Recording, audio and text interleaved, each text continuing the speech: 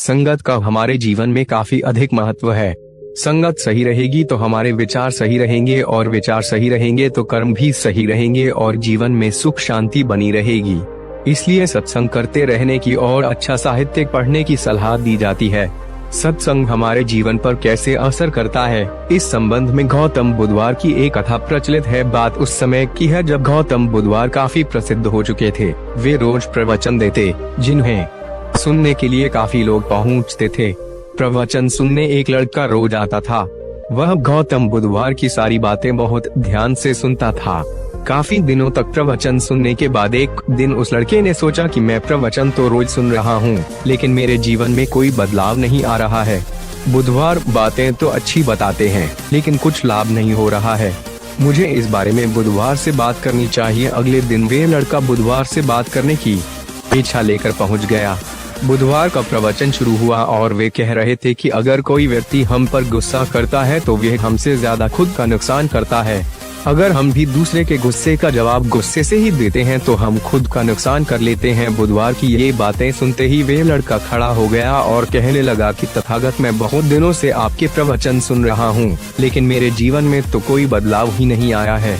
मुझे तो प्रवचन सुनने से कोई लाभ नहीं हो रहा है। बुधवार ने अपने प्रवचन बीच में रोके और उस लड़के की बात सुनने लगे।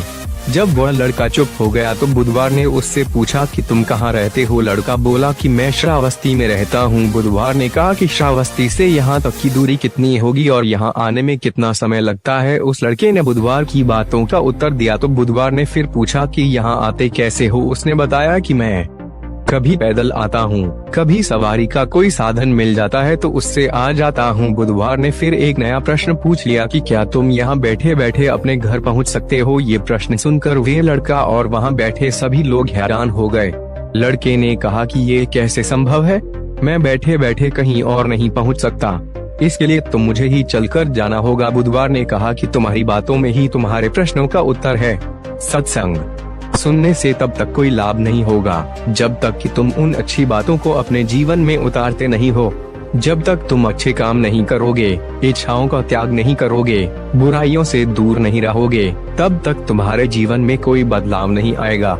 सिर्फ प्रवचन सुनने से, यहाँ बैठने से जीवन में कोई बदलाव नहीं आएगा। बुधवार ने आगे कहा कि अगर तुम कोई अच्छा करना चाहते हो तो उसके लिए तुम्हें प्रयास करना होंगे। विचार करने से काम नहीं होगा।